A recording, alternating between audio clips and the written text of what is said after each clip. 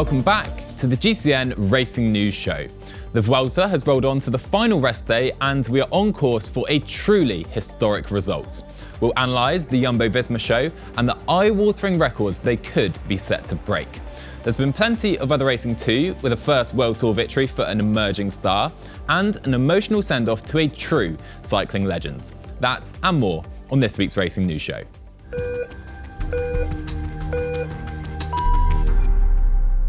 This week, in the world of racing, we learnt that cofidis have some of the most passionate soigneurs in the world.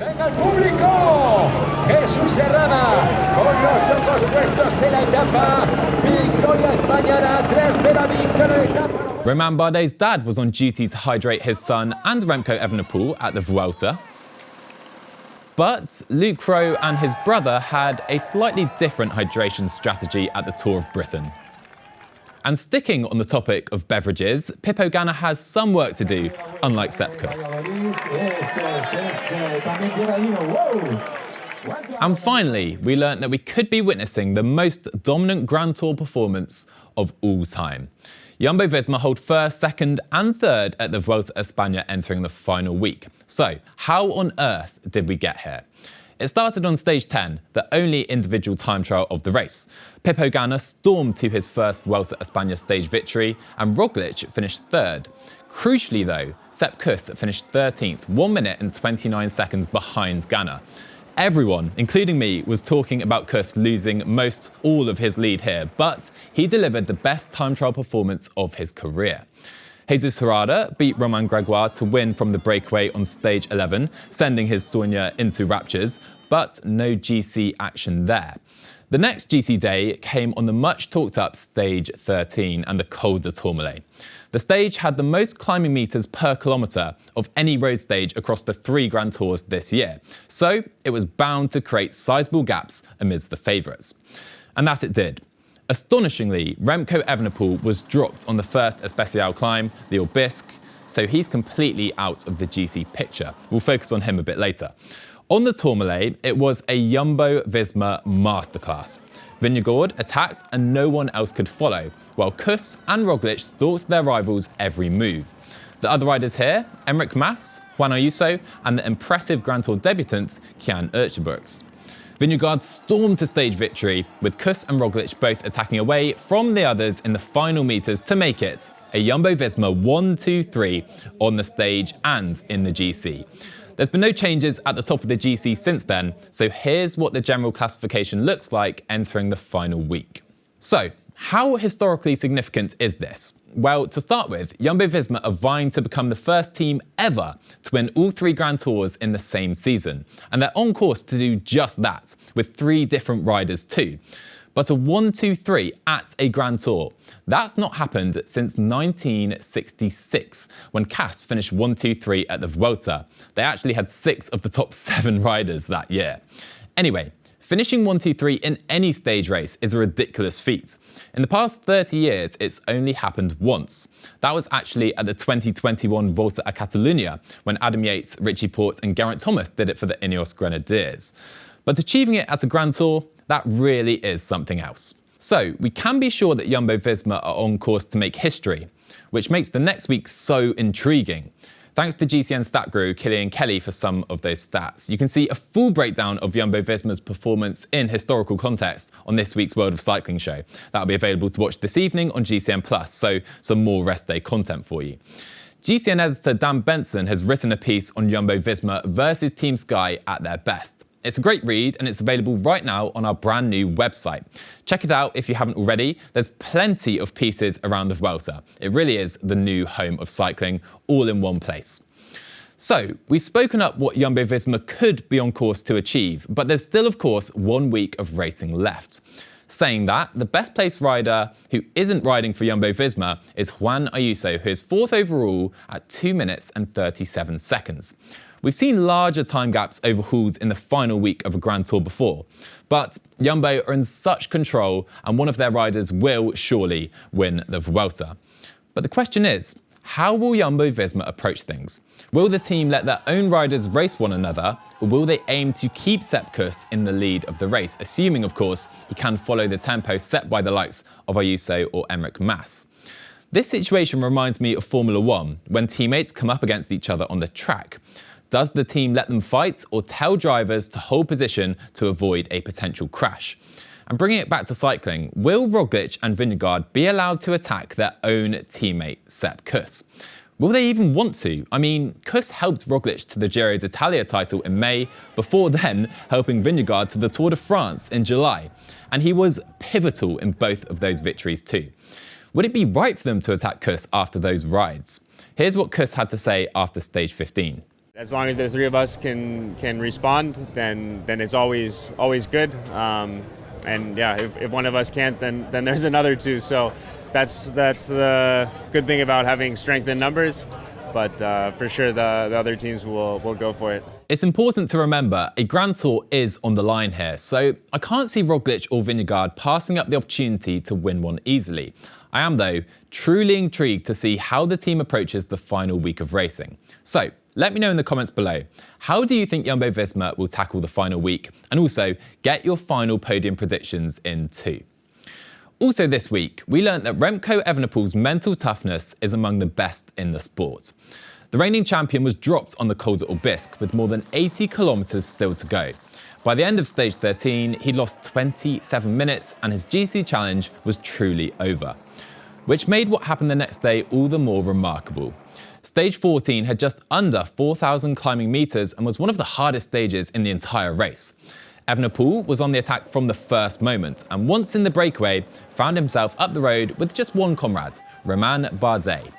Evenepoel was relentless, and Bardet hardly pulled a turn all day, straining just to hold Evenepoel's wheel, before he eventually lost contact with 4 kilometres left. Evenepoel had time to reflect on what he had achieved as he embarked on the final few hundred metres, and was emotional as he crossed the line to win his second stage of the race. Yesterday was a very difficult day, also the evening. Couldn't sleep too much, had a very bad night, a lot of negative thoughts in my head, and today I woke up and I told to myself, just go for it, make the best of it, and I did a recon of this stage because it's an important stage for the GC and for the, just in overall was a super hard stage, so I did a recon of it and I knew perfectly how the climbs were, how hard they were, because it was a super tough stage. But I think, just super nice to take a second stage win. A remarkable return to the top for Remco, and what a way to bounce back after a dismal day beforehand. That stage also puts him in command of the KOM jersey. He now sits on 71 points, 32 points clear of Michael Storer, who is second. Also this week, we learned that Rui Costa is good at winning bike races, but not particularly good at winning friends. Not during a bike race, at least. He was among the breakaway on stage 15, where other favourites included Remco Evenepoel, Lennard Kemna and Santi Petrago. With most of the stage favourites looking to Evenepoel after his exploits the day prior, Petrago and Costa set off into the distance. And Petrago did nearly all the work on the final climb, with Costa sitting on his wheel. Kemna joined the duo before the top and looked to steal a march on them in the descent to the line before he crashed on this corner. Some speedy help from neutral service got him back in the mix though, because Costa and Petrago were still not getting on at the front of the race. Kemna said afterwards he was surprised he still had a chance to win after that crash. The lack of cooperation though didn't improve after Kemna rejoined. Costa clearly backing his sprint, essentially saying, "Why do I need to do any of the work?" With the Remco-led chasing group hunting them down, Costa launched his sprints from the wheel of Kemna, and he had enough to win his first Vuelta a España stage of his career, 12 years after his first Grand Tour stage at the 2011 Tour de France. The tactics of Costa are somewhat contentious, but it's a tactic he's employed throughout his career. Why expend energy on the front when you're clearly the quickest sprinter in a reduced group? And you have to say, he's made the strategy work throughout his pro years. Let me know in the comments what you make of Costa's racecraft. Also this week, we were reminded that Kaden is the fastest sprinter at the Vuelta a España. He hasn't managed to add to his win tally of 2 though. Stage 12 to Zaragoza was the only chance for the sprinters this week, and Alpecin did the bulk of the work all day. Groves looked primed to sprint to his 3rd win of the race, but Rui Oliveira delivered a monster lead-out for Juan Sebastian Milano, slingshotting him past Groves and the rest in the final kilometre. As this happened, Groves was caught behind his lead-out man and the Intermarché 1T sprinter Boy van Poppel. He lost all momentum but raced back to second place with an incredible surge to the line. It was too late for the win, with Milano securing the second Vuelta a España stage of his career. There are 2 chances left now for the sprinters at stage 19 on Friday and 21 on Sunday, and Groves will undoubtedly start as the clear favourite for those. So, what's coming up this week on GCN+? Well, the Vuelta continues and the climbs are unrelenting. I'm particularly excited for Wednesday's stage 17, which finishes atop the mighty Angliru. Hugh Carthy was the winner when it most recently featured at the Vuelta in 2020, so let's see whether history repeats itself this year. In this week's documentary, join Connor Dunn, survivor of 2 Grand Tours, as he heads to the 2023 Giro d'Italia to reveal how pro riders complete this monumental feat of physical endurance that is a Grand Tour. Take a look at this. When I rode the Giro and the Vuelta, it was about digging in and making it to the finish line. I didn't give any thought to the physical and mental punishment I had to endure just to survive.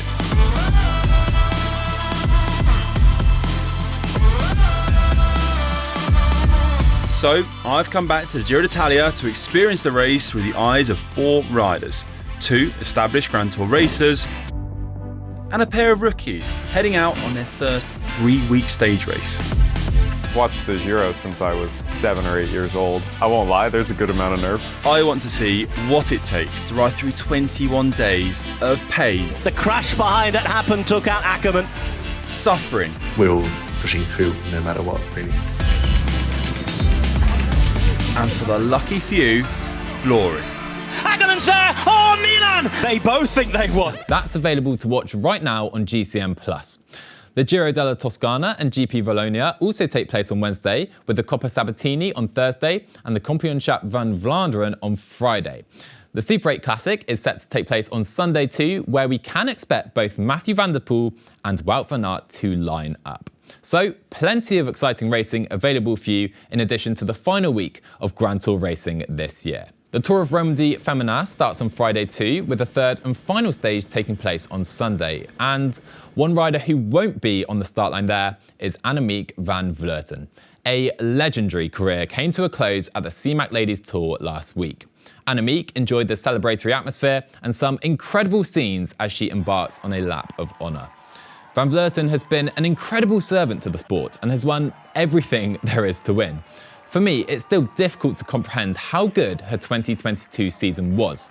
After winning Liège-Bastogne-Liège, she won the Giro, Tour and Vuelta before heading to Wollongong to win the World Championships.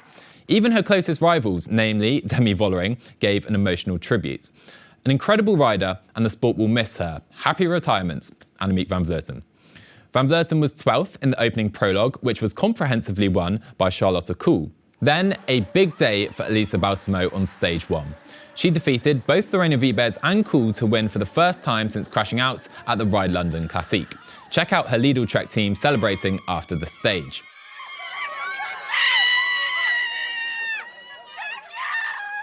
Lotte Kopecky then took control of the race by winning the Stage 2 time trial in Leuven. She was 2 seconds clear of Rihanna Marcus, and a really impressive ride from 18-year-old Zoe Backstead in 3rd, who was making her debut for Canyon SRAM. In the next sprint showdown, Charlotte Kool came out on top, with Wiebes again having to settle for runners-up. Stage 4 was always going to be the big GC day though, finishing atop the infamous Kouwberg. Kasia Niewiadoma attacked, but was stalked by Wiebes and race leader Lotte Kopecky.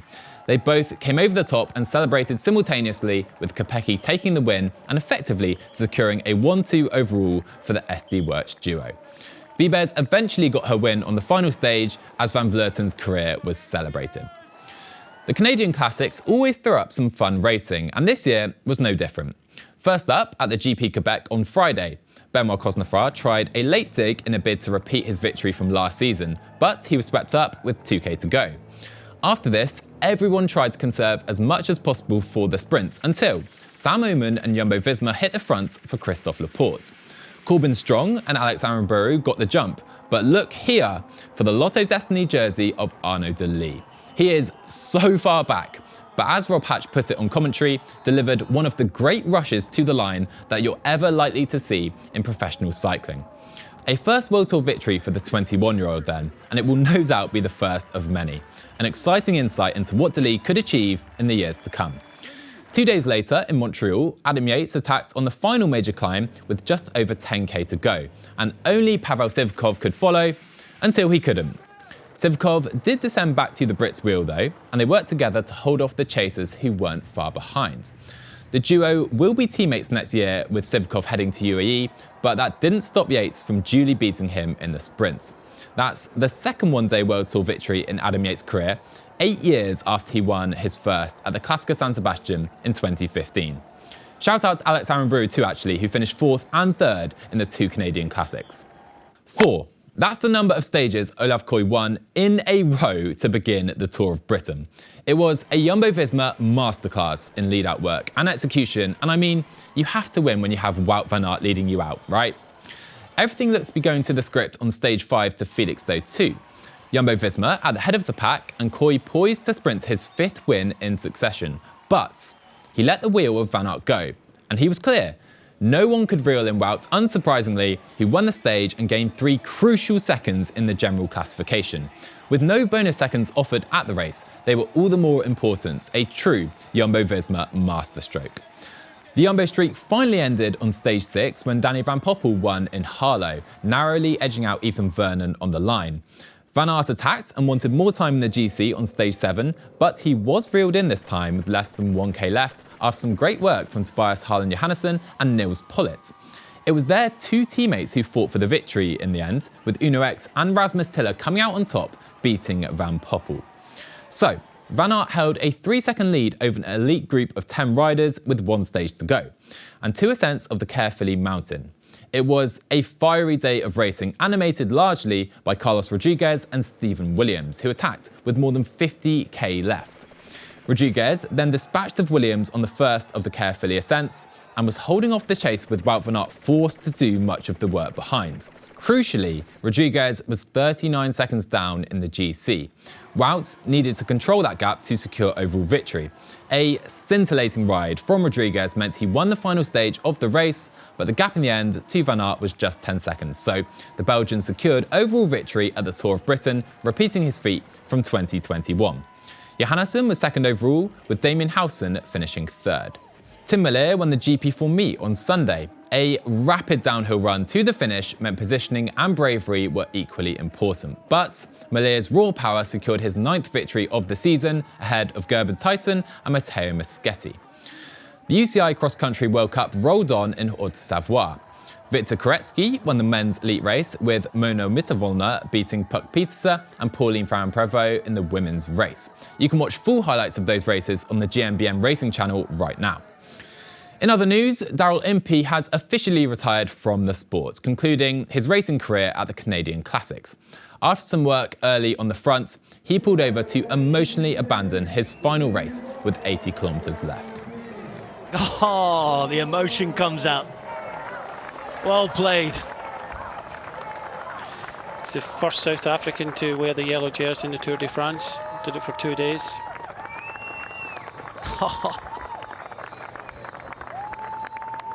All the years of sacrifice and hard work. And with a smile on your face.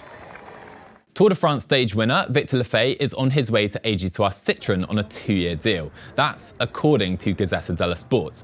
No official confirmation on that one yet, but one deal with official confirmation is Raul Garcia Pierna heading to Arkea Samsic from Kern Pharma. The 22-year-old was the Spanish national time trial champ last year. Sam Oomen has also joined Lidl Trek from Jumbo-Visma on a 3-year deal. Right, that's all we have time for this week. Enjoy the final week of the Vuelta and get your podium predictions in the comments. We'll be back next Monday. Bye for now.